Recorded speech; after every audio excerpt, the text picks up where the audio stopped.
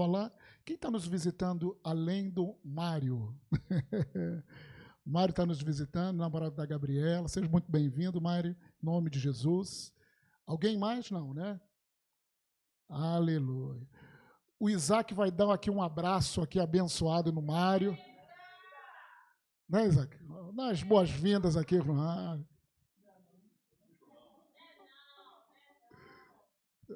Obrigado, seja bem-vindo aí. Recebe o nosso abraço aí. Aleluia. É o cara de pau. Amém, irmãos? Queridos, vamos meditar um pouquinho na palavra de Deus. A palavra, ela é sempre a nossa lâmpada. A Bíblia diz que ela é lâmpada para os meus pés e a tua palavra, luz para os meus caminhos. Eu estava pensando, né? Às vezes sempre fico pensando naquilo que eu preciso falar, naquilo que eu devo falar. A gente tem várias coisas que a gente julga importante. Mas, querido, o mais importante é Deus, né? Falar aquilo que Ele quer falar. Ele sabe a tua real necessidade. Ainda que nós sejamos simples, mas é melhor ser simples e falar aquilo que Deus quer que você escute. Eu estava pensando sobre o Evangelho. Eu estava pensando sobre qual é o sentido da vida. E pastor está filosofando, não é filosofia, mas há perguntas que precisam ser feitas, há questões que precisam ser levantadas. Irmãos, nós temos uma tendência, esse sistema do mundo faz com que a gente seja mecânico. A gente seja mecânico, a gente é levado por aquilo que a gente aprendeu, por aquilo que a televisão fala, por aquilo que as pessoas falam. Mas há um momento que é só você, irmãos. Nem a tua esposa, nem o teu marido, nem os teus filhos. Há um momento que é só você. E você precisa pensar no sentido da vida. Senhor, qual é o sentido da vida? Uma outra questão. Senhor, qual é o seu Deus, qual é o teu propósito para a minha vida? Será que é só isso? Será que é ter um emprego bacana, ter uma formação bacana, ter uma família bacana, ter um carro, 2 carros, 3 carros, 4 quartos, uma casa, 2 casas, 3 quartos, conhecer o mundo inteiro? Não, querido, há um sentido na vida. Há um propósito. Tudo na vida tem um propósito. E quando a gente fala de um propósito, ela não significa que você é uma máquina, que Deus te criou para ser uma máquina, que Deus te criou para fazer isso. Não, não, não. Você tem uma escolha. Você tem uma escolha. Eu tenho uma escolha. Mas há um propósito na vida do ser humano. Não é só você ser. Às vezes, quando nós estamos crescendo, nossos pais falam assim: e aí, o que você vai ser na vida? Né? Tem que estudar. Amém? Estudar é bacana. Trabalhar, excelente. Tem que trabalhar, tem que estudar. Mas há um propósito que rege a vida do ser humano.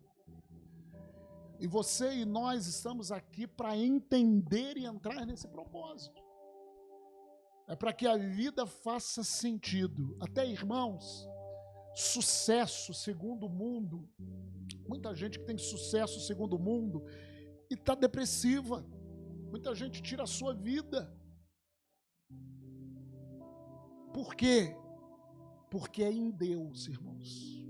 Somente em Deus. E meditando sobre isso, estava meditando como o ser humano foi criado. A palavra de Deus é como uma bússola para nós. É como uma orientação para nós. Deus, ele criou o ser humano. Quando você vai lendo a palavra, meditando na palavra, você começa a entender que nós fomos criados. É interessante quando você lê Gênesis capítulo 1, quando Deus ele vai criando todas as coisas. E quando chega no ser humano, quando ele vai criando as coisas, ele fala, haja luz. Ele vai criando pela sua palavra, mas quando chega no ser humano, a trindade, o Pai, o Filho e o Espírito Santo, eles falam, façamos o homem a nossa imagem, conforme a nossa semelhança.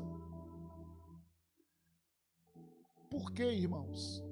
Porque nós fomos criados para sermos filhos de Deus, para sermos família de Deus. O homem foi criado para ser o alvo do amor e da comunhão de Deus. Nós fomos criados para ser o alvo. Nós fomos criados, irmãos, para nos relacionar com Deus. Ainda que nós temos uma carne, temos um corpo, nós fomos criados à imagem de Deus e Deus é espírito. Nós temos a nossa parte espiritual. Nós somos um espírito, nós temos uma alma, nós temos umas emoções, pensamentos que nos definem e nós temos um corpo. Espiritualmente nós somos filhos de Deus. Quando você vê a criação de Deus criando o homem do pó da terra e soprando, e esse soprar é muito interessante, irmãos, porque quando nós sopramos, nós tiramos aquilo que está dentro da gente.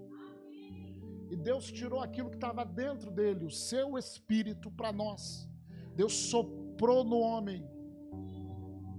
E queridos, entenda isso, nós fomos criados para ter um relacionamento. O ser humano, Adão simboliza primeiro homem, primeira mulher, Eva. Mas o ser humano foi criado para ter um relacionamento com Deus, para ter um sentido nessa vida. Deus é Deus sobre todas as coisas, é o nosso Pai. Mas o homem foi criado para governar nessa terra. E sempre como Deus ele se importa conosco, antes de ele formar o homem, ele criou um jardim, um lugar que tinha tudo para o homem. E depois de criar todas as coisas, ele colocou o homem ali. Só que o homem tinha uma escolha. Como sempre nós temos uma escolha. É interessante, Deus ele é o rei do universo. Ele é o governador de todo o universo. Mas o ser humano foi criado para governar essa terra. Governar essa terra, as coisas. Não governar sobre uns os outros, mas governar sobre as coisas criadas. Mas ele tinha uma condição, querido, de um homem continuar se relacionando com Deus. E o relacionamento do homem com Deus era fruto do homem obedecer. Obedecer aquilo que Deus falou. Ah, pastor, mas isso não é uma ditadura, tem que obedecer. Não. Porque Deus deu ao ser humano o poder de escolha. Você tem escolha de se relacionar comigo, me obedecendo, ou você tem a escolha de me desobedecer e ficar longe de mim. E todos nós sabemos o que aconteceu. Adão, aquela árvore do conhecimento do bem e do mal, aquilo ele não poderia. Porque nos dias que ele tocasse, ele morreria. E Eva comeu e deu para Adão, e ali Adão morreu, que significa morte, segundo a Bíblia, é separação. Então ali Adão foi separado da comunhão com Deus. E isso é concretizado quando o homem e a mulher saem do jardim, saem do lugar da provisão. Por quê? Porque Deus criou o ser humano para governar. Assim como Deus governa sobre todas as coisas, o homem era para governar, mas através da comunhão que o homem teria com Deus. Através da comunhão com Deus, eu governaria. Através da minha mesma imagem, eu governaria. Só que Satanás entrou, o diabo entrou. E o homem, pela desobediência, deu o controle, o governo desse mundo para o diabo, para Satanás. Mas como nós vemos o amor de Deus ali, em Gênesis, o Senhor já tinha um plano de resgate. Porque o primeiro homem pecou, irmãos, toda a raça humana estava longe de Deus. Paulo ele fala que nós estávamos mortos nos nossos pecados e delitos. Mas ali no Éden Deus já tinha um plano de resgate. Porque Adão, o primeiro Adão falhou. Deus ia enviar o segundo Adão, ou o último Adão, que era o próprio Jesus Cristo, para que ele sim não falhasse, mesmo tendo oportunidade. É interessante isso, irmãos, que a gente vê que Deus querendo governar, mas pelo amor, o homem na terra, e que o homem governasse nessa terra assim como Deus governa. Só que o homem entregou o governo para Satanás. Aí a história começa a avançar. Deus escolhe Abraão. Através de Abraão, a semente de Jesus já estava lá. Vem Moisés, irmãos. Aquele povo sai da terra do Egito, vai para a terra chamada prometida, e ali é estabelecido juízes. Ali é estabelecido juízes. E tem um momento, no final ali do livro de Juízes, que o povo começa a pedir um rei. Porque o povo começa a olhar para o lado, para os outros povos. E é interessante que Samuel se revoltou, o profeta Samuel. Porque, irmão, sempre o propósito de Deus foi que Deus governasse pelo amor. Deus governasse pelo amor. E a partir de então o homem era corrupto, não tinha como governar. Só que o povo de Israel começou a olhar à sua volta. E o plano de Deus era que o povo de Israel fosse um exemplo para toda a terra. Deus sendo governador, o povo obedecendo e tendo comunhão com Deus, e todo mundo olhasse para ver como que era o governo perfeito. Só que o povo começou a olhar para o lado. Aí Deus falou para Samuel: eles não estão rejeitando você, eles estão rejeitando a mim, o meu governo. Levanta, mas eu vou levantar. E foi levantado o primeiro rei de Israel, chamado Saul. Aí Saul morreu. Depois Deus levantou um rei. E diz a palavra a respeito do rei Davi: achei Davi 1000 anos antes de Cristo vir. 1000 anos, irmãos. Deus levantou o rei Davi. Achei um homem segundo o meu coração. E como Davi tinha o coração nas coisas de Deus. E Davi foi tão íntegro diante do Senhor. Quando a gente fala de íntegro com o coração, isso significa que ele foi perfeito. Ele pecou feio. Mas ele tinha um coração totalmente voltado para a glória de Deus. Ele queria que Deus reinasse no povo de Israel de tal maneira que no seu palácio ele mandou construir a sua tenda, conhecida como tenda de Davi. E ele mandou trazer a Arca da Aliança, que foi feita lá com Moisés, para que ficasse aonde? No mesmo lugar onde que ele governava. E ali 24 horas, ele levantou levitas, pessoas tocando, e 24 horas tinha música de adoração a Deus, através de turnos. E quando ele precisava de uma luz, de uma direção, ele ia para a presença de Deus, adorava o Senhor, e o Senhor orientava Davi. Porque esse era o padrão. Deus governando através do homem. Davi que entendeu isso. Davi foi o rei que entendeu isso, de tal maneira que quando Davi morreu, as profecias foram: eu levantarei a raiz de Davi, e o seu reino não terá fim. A promessa era Deus levantar alguém da genealogia de Davi. E o reino de Davi não teria fim. Todos os judeus sabiam disso. Aconteceu muitas coisas nesses 1000 anos, até Cristo. O povo desobedecia. O povo ia para o cativeiro. Cativeiro os reinos do norte, depois cativeiro Judá. Foram para a Babilônia, várias vezes cativeiro. Deus levantando os profetas. E sempre quando o povo desobedecia, começava a seguir o que os outros povos faziam, ele se arrependia, se voltava, e o Senhor acolhia o povo. Até que, queridos, Deus enviou seu filho, na linhagem de Davi. Quando a gente lê Mateus, a genealogia, a gente vê que Jesus ele veio da linhagem de Davi, tanto como Maria, quanto por José, ainda que não era filho de José, mas era da linhagem de Davi, tanto Maria quanto José. E Jesus veio.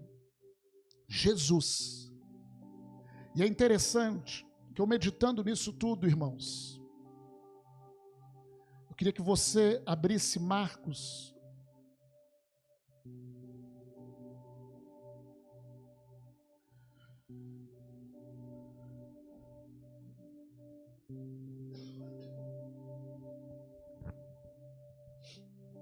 Porque Adão pecou, irmãos. Deus, desde Adão, planejou para que através do último Adão, o reino de Deus sobre a terra fosse estabelecido. Porque, irmãos, quando nós olhamos para o reino do mundo, todos os governos do mundo falharam. Todos. Capitalismo, socialismo, qualquer governo, presidentes, reis, todos eles falharam. E o final de tudo isso, querido, nós vemos, por exemplo, do século XX ao século das grandes guerras mundiais. Um tentando governar o outro, um tentando destruir o outro, porque isso está na natureza humana caída, longe de Deus. Ah, pastor, eu não sou assim. Claro que é, irmão. Se você der mole, tem uma vaga para você ou para o teu vizinho aí. Muitas vezes, se der, você dá um pisão no pé dele e vai primeiro. Ah, tem uma coisa, para minha família, para os meus filhos ou para os filhos dele. Farinha pouca. Tu tá vendo como vocês sabem?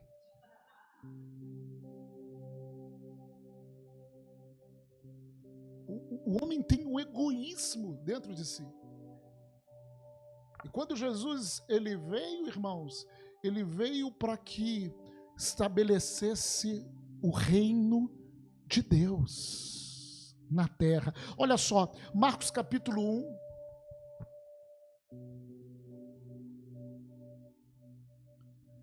Verso 14. Marcos 1,14, depois de João ter sido preso, João Batista aqui, foi Jesus para Galiléia, pregando o evangelho de Deus, dizendo, Jesus falando, o tempo está cumprido. É interessante esse tempo estar cumprido. Que tempo é esse, pastor? É o tempo que quando o homem errou, quando o homem pecou, era o tempo de Adão, até o último Adão se manifestar, aquele que reinaria com o mesmo coração de Deus. Os judeus sabiam disso, irmãos. Os profetas sabiam que o Messias, é interessante essa palavra Messias, porque Messias significa ungido em hebraico, né? Ungido em hebraico, aquele que Deus prometeu que vai governar. Há muitas profecias desde Moisés. Lá em Moisés, lá no Êxodo, está a profecia: Deus vai levantar um homem conforme Moisés. Desde Davi, a raiz de Davi vai governar, e o seu governo não terá fim. E o profeta Isaías, ele fala muito sobre o reino do Messias, como seria. E quando a gente lê, caramba, que coisa! O leão vai se dar bem ali com a gazela? Não vai, a coisa em paz, é um governo de justiça, é paz sem fim, não vai ter tristeza. Que coisa é essa? Parece uma coisa meio hollywoodiana. Não, querido, Deus ele sempre sonhou isso. Deus ele sempre quis que o homem se relacionasse com ele, e através desse relacionamento com ele, governasse essa terra. Só que nós, em Adão, entregamos o governo para Satanás. Então era necessário, através do plano de Deus, Jesus vir, a raiz de Davi se manifestar, para destruir as obras do diabo. Aquilo que Adão entregou para o diabo, Jesus ele veio para destruir as obras do diabo. Adão, irmãos, desobedeceu Deus, e com a sua desobediência, a morte veio para nós, porque o pecado gera morte. Mas Jesus veio para obedecer a Deus, em tudo obedecer a Deus, viver nesse mundo a vontade perfeita de Deus, para que através dessa vida perfeita, santa, Jesus recuperasse aquilo que Adão perdeu. E é interessante que diz aqui, Marcos 1, 14, 15, dizendo: o tempo está cumprido e o reino de Deus está próximo. Por quê? Porque Jesus estava se manifestando. Aquele governo que Deus sonhou desde o começo estava próximo. Jesus estava se manifestando. Arrependei-vos. Interessante que essa palavra arrependei-vos significa metanoia, mude de mente, mude a maneira de pensar de vocês e crede nas boas novas, e crede nessas boas notícias, ou no evangelho que eu vou falar para vocês. É isso que Jesus estava falando. O reino de Deus, ou o governo de Deus, que Deus sempre sonhou desde o começo do mundo, está próximo. E esse reino ia se manifestar com a obediência total de Jesus. E é interessante, querido, que no Velho Testamento estava escrito: a alma que pecar, essa morrerá. Porque o pecado gera morte. Adão pecou, ele morreu. E toda a geração morreu por causa do pecado. E é interessante que Jesus viveu uma vida perfeita nessa terra, sem cometer pecado algum. E o grande plano da salvação, ele não podia morrer, porque a alma que pecar, essa morrerá. Mas certa vez João Batista, quando viu Jesus, ele falou para o povo: olha, eis o Cordeiro de Deus, que tira o pecado do mundo, que tira essa maldição de pecado. Eis o Cordeiro de Deus. Então, quando João Batista mostrou, ou seja, João Batista estava mostrando, ele é o Messias. Só que, irmãos, eles esperavam o Messias, o ungido, que reinasse literalmente, que fosse o governante, que livrasse Israel da escravidão romana, que era o governo da época. Eles esperavam literalmente. Só que o primeiro passo de Jesus foi que Jesus ele veio para libertar o homem do pecado. Não significa que ele não vinha literalmente, mas isso estava para o futuro. Isso era o segundo passo. O primeiro passo, ele veio para pregar o evangelho, para pregar esse reino. Ele falou: olha, o reino está próximo. Tem uma outra passagem que Jesus ele fala assim: o reino de Deus, ele já estava ali se relacionando com os discípulos, o reino de Deus está dentro de vós. Querido, quando nós falamos de reino de Deus, há duas manifestações de reino de Deus. a primeira manifestação do reino de Deus é espiritual. E é isso que Jesus falou. Quando Paulo entendeu, o reino de Deus não é comida nem bebida, mas o reino de Deus é paz, é amor, é alegria no Espírito Santo. Ou seja, começa dentro, mas não fica só aí. Não está completo. Começa dentro de você, começa dentro de mim. Como? Como um sentido de vida mais profundo. Como um sentido de vida mais profundo, te dando sentido, te dando visão, abrindo os seus olhos espirituais.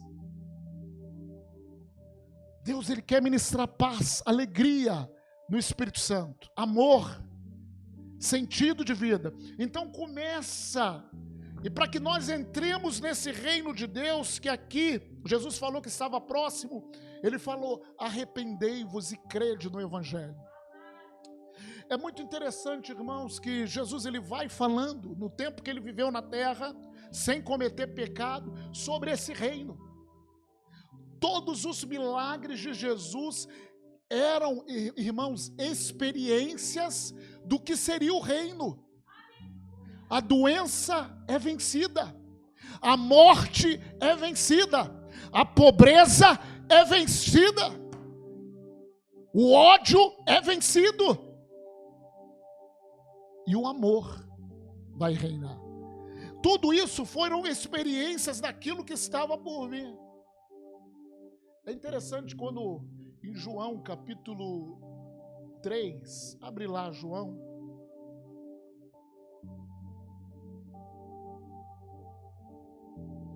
João capítulo 3, o Senhor ele se encontra com um fariseu não, perdão. Um dos principais, um rabi, na realidade também. Um dos principais dos judeus, um mestre. Uma pessoa que ensinava a palavra de Deus na sua época. E Deus se encontra com esse Nicodemos. Jesus se encontra com Nicodemos à noite. E a gente vai vendo ali todo o desejo no coração de Nicodemos. E o desejo no coração de Nicodemos é o desejo de todo ser humano. Do sentido de vida, de entender o significado da vida, que é o homem se voltar para Deus e através de Jesus Cristo ter um relacionamento correto com Deus, ter um sentido de vida, ter um entendimento do que está por vir. Entender que faz parte desse reino, tanto espiritual hoje, como físico e real no futuro. João capítulo 3, verso 1, diz aí o texto: havia entre os fariseus um homem chamado Nicodemos, um dos principais dos judeus. Era um mestre, um ensinador. Este de noite foi ter com Jesus. Por que ele foi ter com Jesus, querido? É interessante porque ele via algo em Jesus. Os próprios fariseus, eles falavam assim, que Jesus, no vestimento, ele era igual às pessoas. Você sabia disso? Jesus, ele não se vestia de uma maneira diferente das pessoas. Até porque quando Jesus ele foi entregue, Judas teve que dar um beijo em Jesus para definir quem era Jesus, porque todo mundo era parecido, se vestia igual.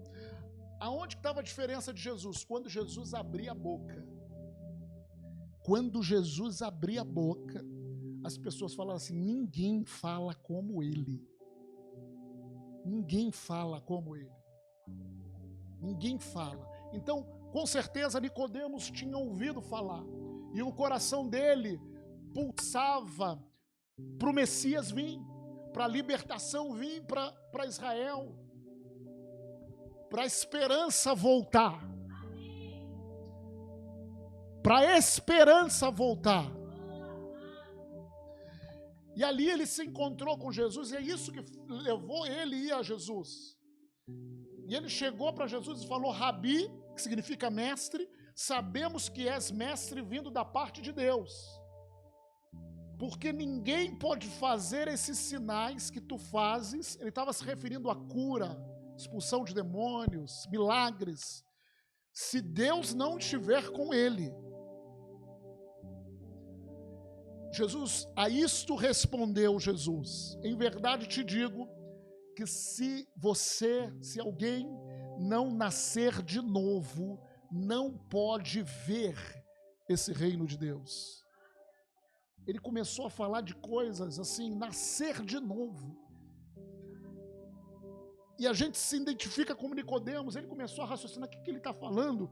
Perguntou-lhe Nicodemos: como pode um homem nascer sendo velho? Pode porventura voltar ao ventre materno e nascer a segunda vez? Respondeu Jesus: em verdade te digo, quem não nascer da água.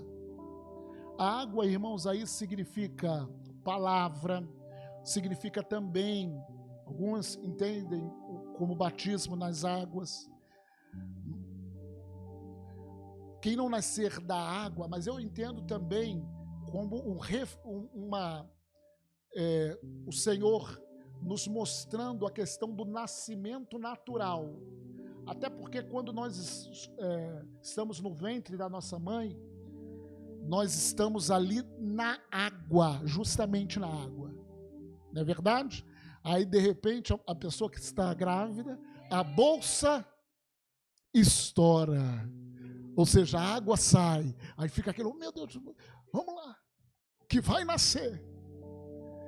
Então eu creio que ele estava falando desse nascimento natural. Ele falou, respondeu Jesus: em verdade te digo, quem não nascer da água e do Espírito não pode entrar no reino de Deus. Não pode entrar nesse governo que o Senhor, desde o começo do mundo, planejou. Aí ele falou assim: o que é nascido da carne, ou só nascimento natural, é carne, ou é só natural. O que é nascido do Espírito é Espírito. É interessante, irmãos, que Jesus estava falando o padrão que seria para entrar nesse reino. O padrão que seria para que a gente fosse participantes desse reino, cidadãos do reino. Não bastaria nascer uma vez só da nossa mãe. O nosso nascimento da nossa mãe simboliza o nascimento em Adão. Adão pecou. Agora, o nosso novo nascimento, ou o nascimento do Espírito, significa o nascimento em Cristo. Aqui, Jesus ele não tinha cumprido o seu plano, mas o plano de Deus era Jesus viver uma vida santa, sem pecado, sem erro, e mesmo assim se entregar na cruz do Calvário.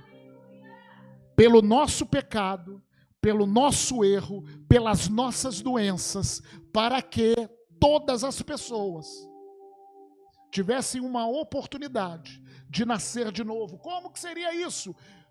Confiando, entregando o seu coração, entregando a sua vida, aceitando o sacrifício de Jesus, aceitando o reinado de Deus sobre a sua vida, o reino de Deus através de Jesus, através de crença em Jesus, através de crença na vida de Jesus, através de crença no propósito de Deus para a tua vida.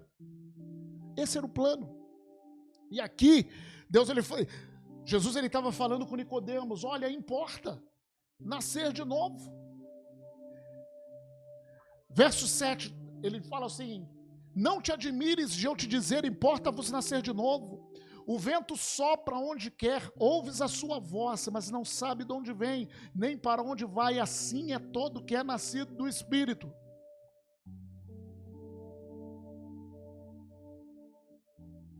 Verso 16, porque Deus amou ao mundo de tal maneira que deu o seu Filho unigênito, ou único filho. Até então Jesus era o único filho unigênito, para que todo que nele crê, olha a promessa aí, para entrar nesse reino, não pereça, mas tenha a vida eterna. Vença a morte através de Jesus Cristo. Porquanto Deus enviou o seu Filho ao mundo não para que julgasse o mundo, mas para que o mundo fosse salvo por ele. E essa salvação, irmãos, era só através da crença de Jesus. Então Jesus ele estava mostrando aí que o reino de Deus, que estava próximo, primeiro ele viria de uma maneira espiritual, na primeira vinda de Jesus, de uma maneira espiritual. E para que nós entrássemos nesse reino de Deus, nós precisaríamos nos arrepender, nós precisaríamos aceitar o sacrifício de Jesus, nós precisaríamos aceitar o governo de Deus sobre a nossa vida. E a partir dessa crença, nós nos tornaríamos filhos de Deus. É interessante, irmãos, porque essa expressão filho de Deus, a gente escuta por aí, não, todo mundo é filho de Deus. Quem já escutou isso? Não, todos são filhos de Deus. Irmãos, segundo a palavra, não é verdade. É, pastor? É. Mostra então, João capítulo 1. Vê João capítulo 1.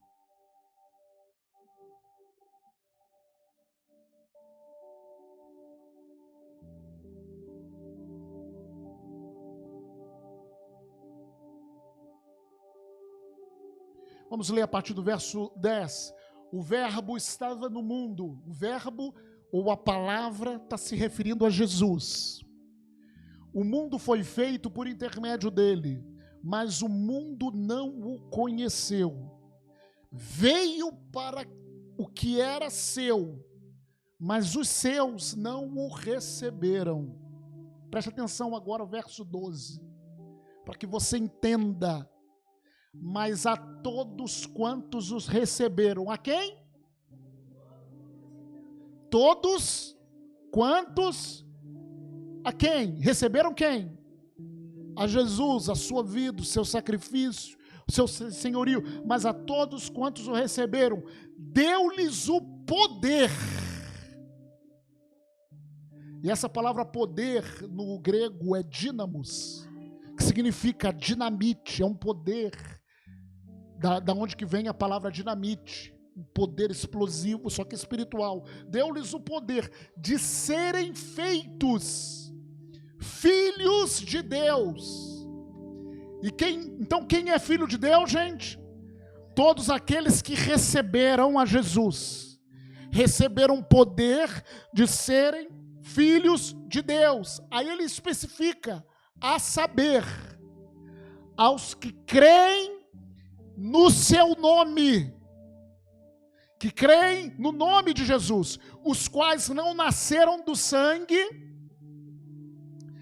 não da vontade da carne, não é só um nascimento natural, nem da vontade do homem, mas de Deus, ou nascimento espiritual, ou nascimento em Cristo. Então o reino de Deus, irmãos, depois de Davi, depois de 1000 anos, Jesus se revelou. Jesus é a raiz de Davi. Era aquele que reinaria eternamente. Só que a sua vinda, querido, a primeira vinda de Jesus, foi para estabelecer o reino de Deus, a condição para que todos nós entrássemos nesse reino. O reino de Deus espiritual. E a segunda vinda de Jesus era para restabelecer, porque todo governo humano falhou, Danilo. Todo governo humano falhou. E vai continuar falhando. As guerras estão aí, as injustiças estão aí. Mas a segunda vinda de Jesus é para restabelecer o reino de Jesus, o reino de Deus, físico. Reino de paz, de justiça, de alegria, onde não haverá dor, onde a morte não vai mais governar. Mas primeiro, querido, nós aceitamos espiritualmente, nós entendemos esse reino espiritualmente, nós entendemos o sacrifício de Jesus, nós nos submetemos à palavra do Senhor. Todos aqueles que receberam Eu estava separado de Deus, eu estava morto nos meus pecados, eu não tinha sentido de vida. Mas um dia eu escutei a palavra do Senhor. O Senhor tocou no meu coração. O Senhor falou comigo a coisas mais profundas. A morte física não é o final. Imagina, Paulo falou assim: se a nossa esperança fosse só essa vida, nós seríamos os mais miseráveis. Porque a todo momento eu tô passando situações, Paulo falando, né? Estou passando situações. Já perdi minha vida no navio, na água, tomando surra por causa do evangelho. Eu seria o mais miserável de todos os homens. Mas a nossa esperança não é só. Nós temos nessa vida 70, 80, 90, quando muito 100, 120. É pouco tempo, irmãos, para que nós possamos entender e receber o reino de Deus espiritual no nosso coração. E tenhamos uma promessa do reino de Deus futuro, que nós estaremos, literalmente. Não é história da carochinha, irmãos. Não é coisa hollywoodiana, mas é a realidade. Estamos vivendo tempos maus. Jesus veio e se passaram 2000 anos. Se passaram 2000 anos. Jesus veio, morreu, ressuscitou, foi assunto ao céu com um novo corpo, foi assunto ao céu, isso está lá em Atos capítulo 1, e ali ele falou assim, olha, ali os discípulos falaram, é esse o tempo que você vai restaurar o reino? Naquele tempo Jesus falou, olha, fique tranquilo, vocês vão receber o Espírito Santo, e serão minha testemunha, e pregarão o evangelho, e ali foi estabelecida a igreja de Deus. O Espírito Santo desceu, nós estamos vivendo na era da igreja, no tempo da igreja, e isso já tem 2000 anos, irmãos. Isso na realidade vai fazer 2000 anos. 2000 anos. Só que a promessa é que o rei vai voltar. Não agora como uma ovelha, como morto, mas ele vai voltar para reinar fisicamente, como leão da tribo de Judá. Seus olhos são como chama de fogo. Irmãos, nós estamos vivendo muitas coisas.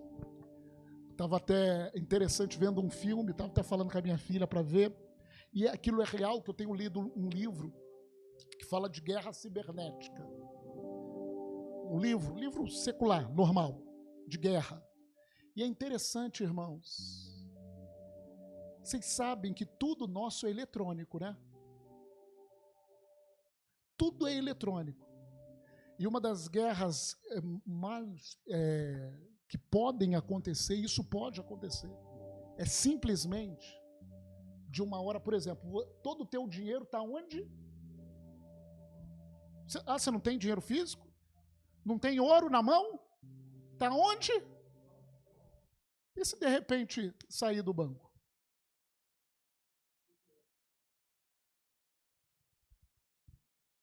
Temos luz aqui, né? Da onde que vem essa luz?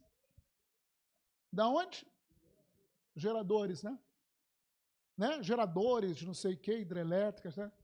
E se de repente entrar, Marco, e der um blackout? Ai, misericórdia. Não, irmãos, você tem que passar nisso. Irmãos, o reino do mundo é muito frágil, gente. O reino do mundo é muito frágil. Imagina, falta dinheiro, de uma hora para outra falta dinheiro, de uma hora para outra você não vê, o cartão de crédito não funciona, compra tudo no cartão, pastor, e se o cartão não passar? E a gente estava vendo um filme ontem, lá em casa, que faltava, que era justamente, falava disso. De repente, os satélites param de funcionar. De repente, a internet para. Imagina se a internet para agora, irmão. Não, eu estou falando porque o reino desse mundo é frágil, gente. É para que vocês entendam. Pô, se a internet para, irmãos, tem irmãos aqui que vão ficar maluco, porque não vai conseguir entrar no Facebook, né, no Instagram. Mas, irmãos, é o reino desse mundo que é frágil. Mas está chegando o tempo em que Jesus vai estabelecer o reino dele. Está chegando esse tempo, irmãos. Está chegando esse tempo. É a nossa esperança bendita. Se a nossa esperança fosse só essa vida, os mais miseráveis seríamos. Temos que olhar, porque está muito perto. E como eu falei na quinta-feira, o próximo evento apocalíptico é o arrebatamento, gente. No relógio escatológico é isso. É quando nós nos encontraremos com o noivo, quando nós encontraremos com ele. Vai piorar? Vai piorar. Israel continua sendo sinal, olha só. Passou 2.000 anos, Israel continua sendo sinal para toda a terra. Continua sendo sinal.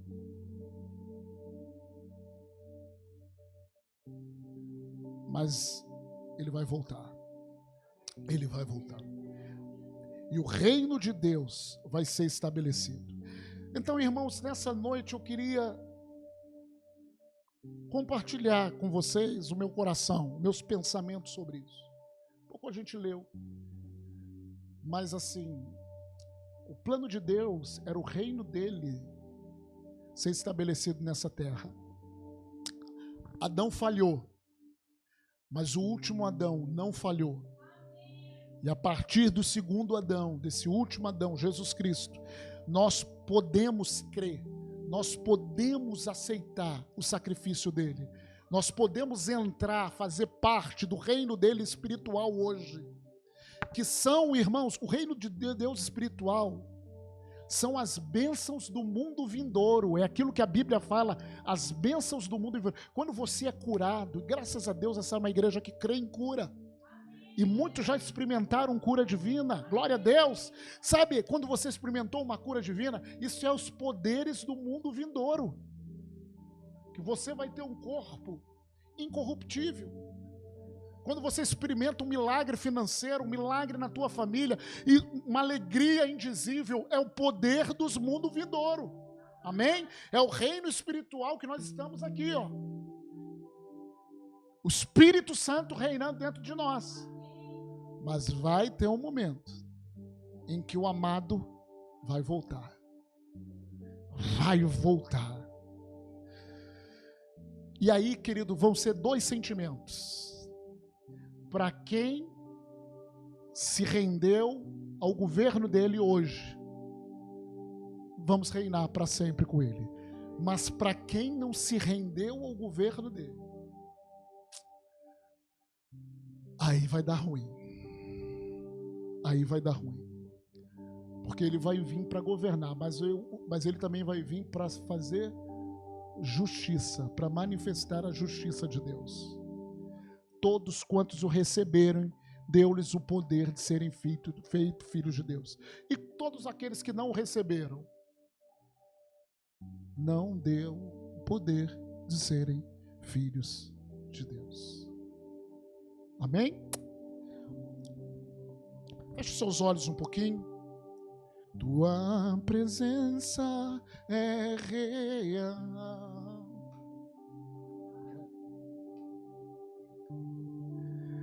Aqui neste lugar,